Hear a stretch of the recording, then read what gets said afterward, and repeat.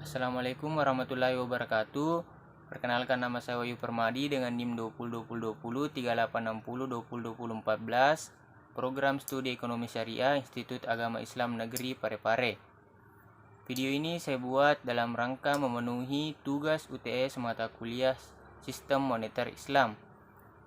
Nah, di video ini saya akan membahas mengenai 6 pokok bahasan, yaitu yang pertama mengenai sistem moneter Islam, yang kedua mengenai pandangan ekonomi Islam tentang uang, yang ketiga sejarah dinar dan dirham, yang keempat mengenai economic value of time dalam ekonomi Islam, yang kelima mengenai bunga bank dikategorikan riba dalam ekonomi Islam, kemudian yang keenam mengenai teori bagi hasil dalam ekonomi Islam. Nah, langsung saja kita ke pembahasan pertama. Untuk pembahasan yang pertama, yaitu mengenai sistem moneter Islam. Sistem moneter Islam merupakan subsistem atau bagian dari sistem ekonomi Islam dengan tujuan yang hendak dicapai dalam moneter Islam adalah untuk mewujudkan keadilan dan kemaslahatan. Sasaran dari sistem moneter dapat dilihat dari sasaran atau tujuan kebijakan moneter. Nah, kebijakan moneter ini merupakan kebijakan dari otoritas moneter yang bertujuan untuk menjaga dan memelihara kestabilan nilai mata uang dan mendorong pertumbuhan dan kelancaran produksi guna meningkatkan taraf hidup orang banyak. Kebijakan moneter ini juga merupakan kebijakan pemerintah untuk memperbaiki keadaan perekonomian, yaitu melalui pengaturan jumlah uang yang beredar. Nah, yang membedakan antara kebijakan moneter konvensional dengan kebijakan moneter Islam yaitu pada instrumen kebijakan moneternya, di mana kebijakan moneter konvensional ini menggunakan suku bunga, sedangkan pada sistem moneter Islam itu tidak diperkenankan memakai suku bunga dalam instrumennya. Adapun tujuan dari sistem moneter Islam itu adalah untuk mengoptimalkan kesempatan kerja dan laju pertumbuhan ekonomi, kemudian keadilan dan distribusi kekayaan yang merata, stabilitas nilai tukar mata uang, dan mobilisasi investasi dan tabungan untuk pembangunan ekonomi. Selanjutnya, pembahasan kedua yaitu mengenai pandangan ekonomi Islam tentang uang. Uang ini didefinisikan sebagai segala sesuatu atau benda yang diterima oleh masyarakat sebagai alat pembayaran atau perantara dalam melakukan tukar menukar atau perdagangan. Dalam ekonomi Islam, uang ini dipandang sebagai alat tukar, bukan sebagai komoditas yang dapat diperjualbelikan seperti pada ekonomi konvensional, melainkan digunakan untuk membeli suatu barang sehingga kebutuhan manusia itu dapat terpenuhi. Oleh karena itu, motif permintaan uang dalam ekonomi Islam itu untuk memenuhi kebutuhan transaksi, bukan untuk spekulasi. Nah, dalam pandangan Islam juga uang bersifat flow konsep atau mengalir. Uang itu tidak diperkenankan untuk ditimbun karena akan berakibat negatif pada perekonomian. Uang itu harus selalu mengalir dan berputar dalam perekonomian. Mengalir artinya uang itu harus selalu diputar, dimanfaatkan atau diinvestasikan ke sektor real agar mendapatkan nilai tambah yang mampu menggerakkan perekonomian.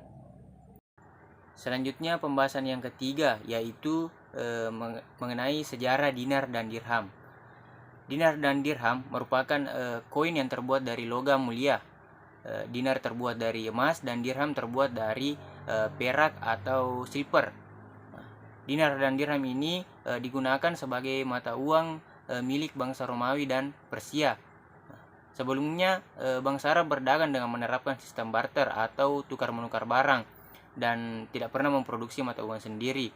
Dan kemudian bangsa Arab mengadopsi dinar dan dirham sebagai sistem mata uang, dan itu berlangsung hingga zaman Nabi Muhammad SAW. Adapun dinar pertama milik pemerintahan Islam itu lahir ketika masa pemerintahan Abdul Malik bin Marwan, yaitu sekitar 50 tahun pasca wafatnya Nabi Muhammad SAW. Kemudian ekspansi yang dilakukan Islam ke wilayah Kekaisaran Persia dan Romawi itu menyebabkan perputaran dinar dan dirham meningkat. Bahkan pada masa pemerintahan Imam Ali, dinar dan dirham merupakan satu-satunya mata uang yang digunakan karena dinilai memiliki nilai yang tetap, sehingga tidak terjadi masalah dalam proses perputaran uang tersebut. Dinar dan dirham ini memang dikenal sebagai alat perdagangan resmi yang paling stabil sejak berabad-abad. Namun pemanfaatan dinar dan dirham sebagai mata uang mulai ditinggalkan. Di Indonesia sendiri, pemakaian dinar dan dirham ini sebagai alat tukar transaksi jual beli tidak sesuai dengan hukum di Indonesia, karena dalam Undang-Undang Nomor 7 Tahun 2011 tentang mata uang itu mengatur bahwa alat transaksi sah di Indonesia hanya rupiah. Nah, saat ini dinar dan dirham lebih banyak digunakan sebagai alat investasi, pembayaran zakat hingga mahar. Selanjutnya, pembahasan yang keempat yaitu mengenai economic value of time dalam ekonomi Islam. Economic value of time adalah sebuah konsep di mana waktulah yang memiliki nilai ekonomi, bukan uang yang memiliki nilai waktu. Economic value of time memiliki arti memaksimumkan nilai ekonomi suatu dana pada periodik waktu.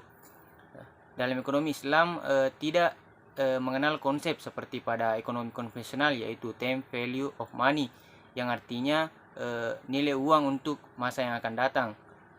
Karena implikasi dari konsep time value of money itu adalah adanya bunga, sedangkan bunga erat kaitannya dengan riba dan itu haram dalam Islam.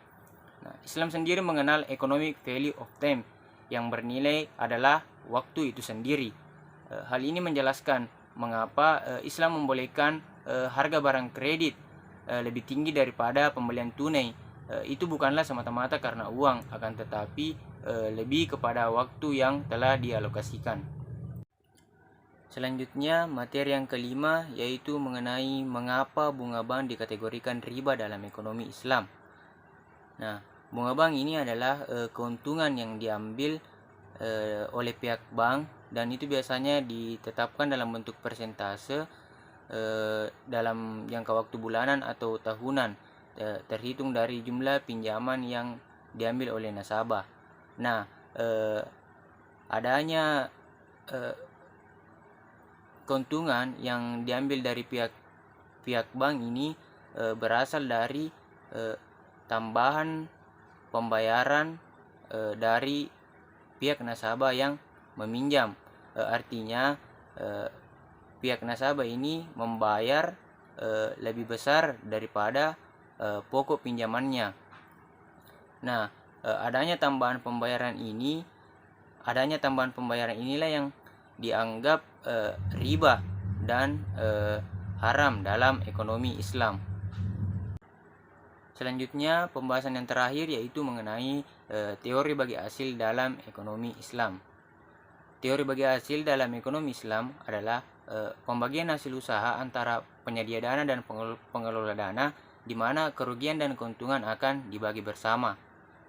Teori bagi hasil atau profit loss sharing berarti keuntungan atau kerugian yang mungkin timbul dari kegiatan ekonomi bisnis ditanggung bersama-sama.